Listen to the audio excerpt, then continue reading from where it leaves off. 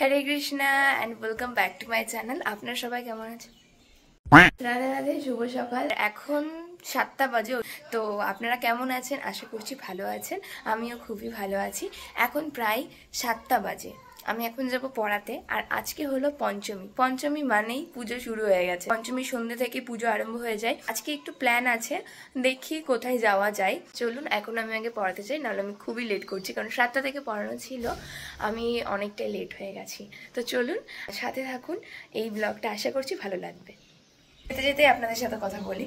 ও তো বলছে যে পঞ্চমী থেকে ছুটি চাইছিল। আমি পঞ্চমীতে ছুটি দেব না, কারণ সামনে আমি লং ছুটি নেব, তো বড় সড়ো একটা ছুটি নেব। তো ওই জন্যই আর কি আমি ওকে ছুটি দেবো না। মা মালা গেঁথে দিয়েছে, আমি একটু বৃন্দেজিকে দিয়ে দিই।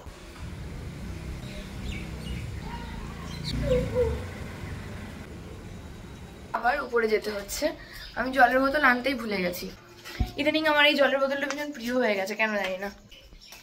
আমার আসছি, সেই স্টুডেন্টদের বাড়িতে পড়াতে যাই, সেই স্টুডেন্টদের বাড়ি পুজো হয়, তো আমি ওইখানেই আসি আর কি। আর এই গেছে মানে মেনলি খাবার প্যান্ডেলটা হয়। হ্যাঁ, আমি ভিডিও করছি।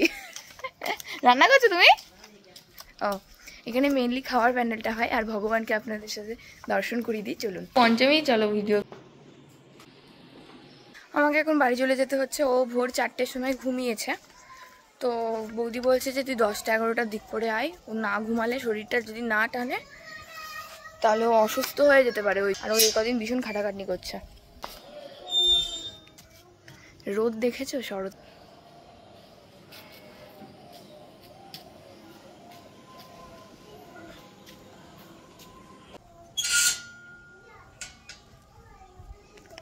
একদম পুরো শরতের ছোঁয়ায়। আমি রুটি বানাচ্ছি, বাবার খাবারটা যাবে। রুটি আর কি করবে জানি না। আমার রুটি টুটি করা কমপ্লিট। চলো,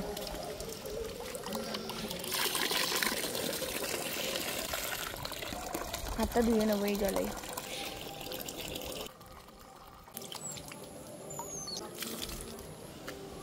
ওদিকে আমি এখন যাচ্ছি বাবার খাবারটা নিয়ে।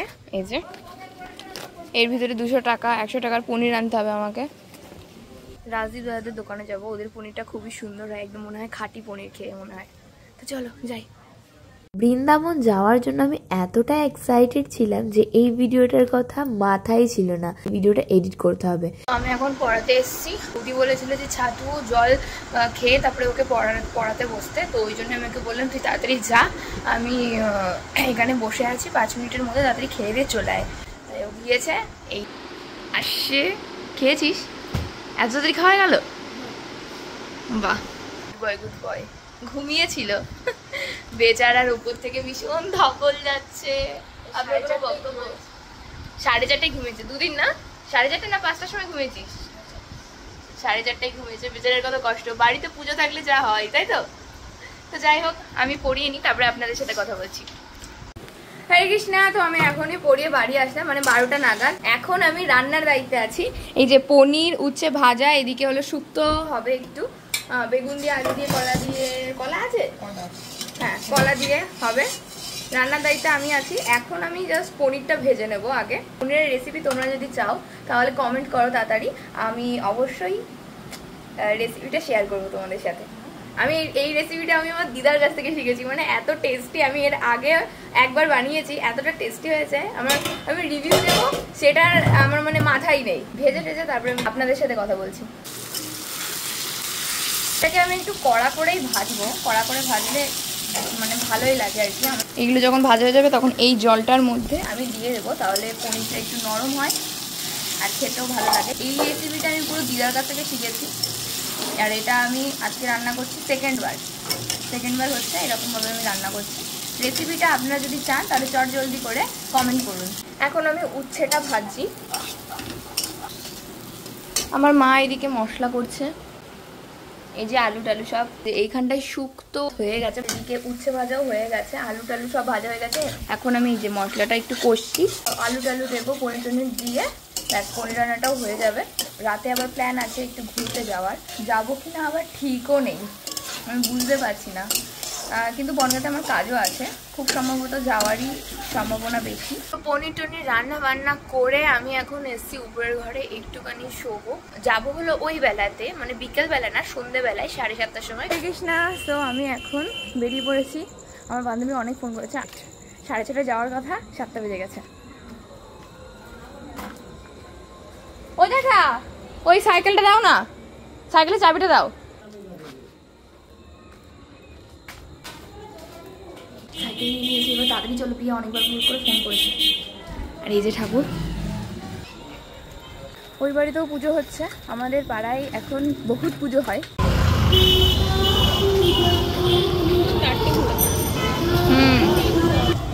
ইয়া টাকা সেলফি তুলে নেব, সেলফি।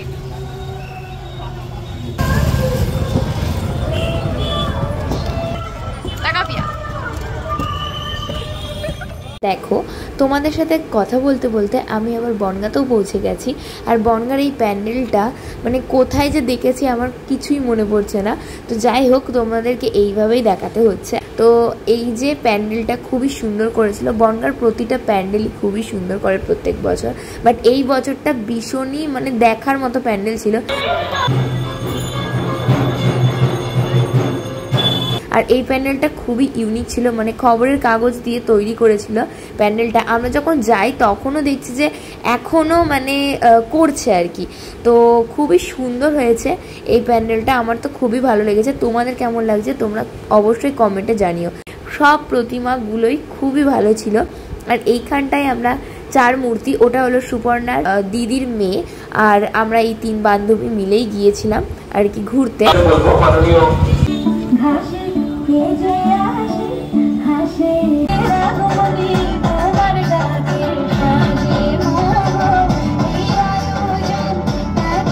খুব সম্ভবত এটা আমলাপাড়ার ওই দিকের প্যান্ডেলটাই হবে, আই থিঙ্ক। আমি ঠিক গ্যারান্টি দিয়ে বলতে পারছি না।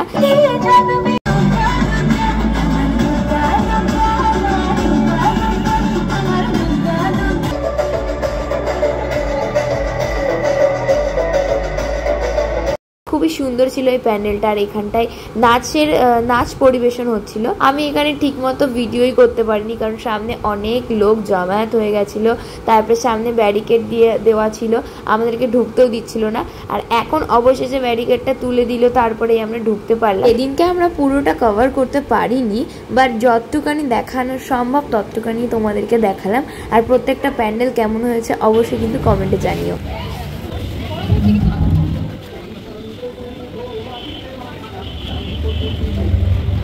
ভালোই করেছো বল প্রিয়া।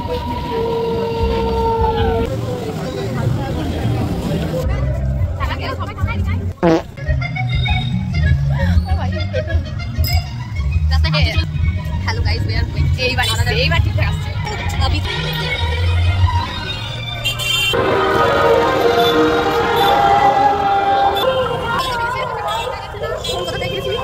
অনলাইন এই অফলাইন দেখাচ্ছি চল গেলে এখানে একটু একটা ফটো তুলে সরি এখানে আস্তে হাট ভাই মারতে মারামারি করতে হবে।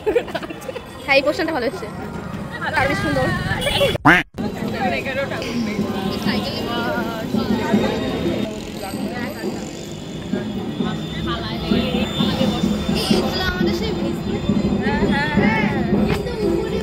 এই প্যান্ডেলটা তো আমার খুবই সুন্দর লেগেছে। সামনাসামনি থেকে দেখলে না আরো বুঝতে পারতে কত সুন্দর হয়েছে।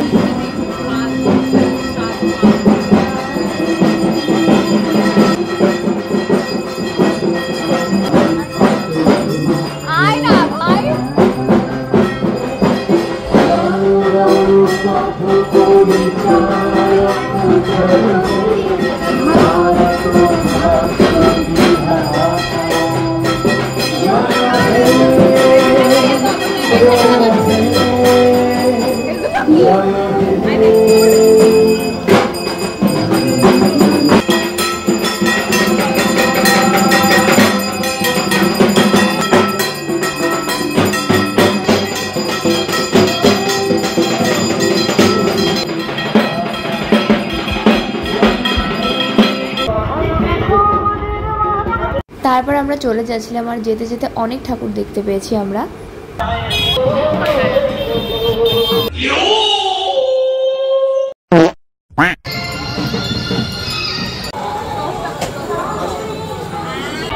মা কি হয়েছে? এদিকে ঝগড়া শুরু হয়ে গেছিল পুলিশদের সাথে, আর এদিকে আমরা ঝগড়া এনজয় করছে। আপনারাও কি ঝগড়া এনজয় করছেন? ওখানে ঝগড়া চলছিল আর আমরা চার মূর্তি এনজয় করছিলাম। সেটা দেখিনি, এ পুরোটা অ্যাবজর্ব করেছে। আমি জাস্ট এক ঝলক দেখেছি, এক ঝলক। আমি দেখিনি। আমার ওটা গুজি কিনতে হতো, মেন জিনিস কিনিনি আমি। কি করছিস ওটাতে? हेलो जी, हेलो जी, সেলিব্রিটি। আমরা সাইকেলে করে এসেছি, আমাদের কাছে আমরা ভিখারি। কি ভিখারি? ভিখারি আমরা ভিখারি।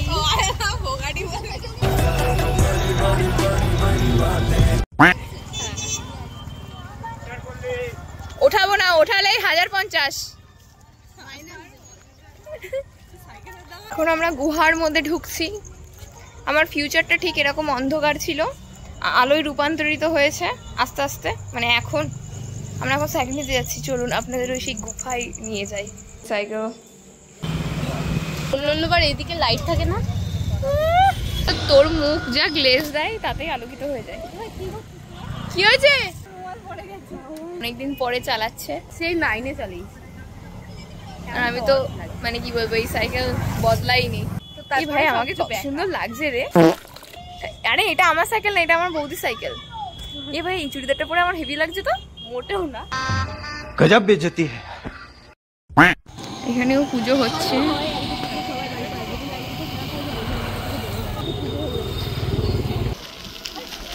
পারবি নামবো?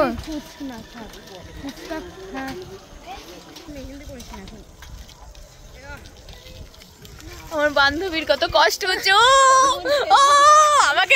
আমাকে বললো নামতে হবে না।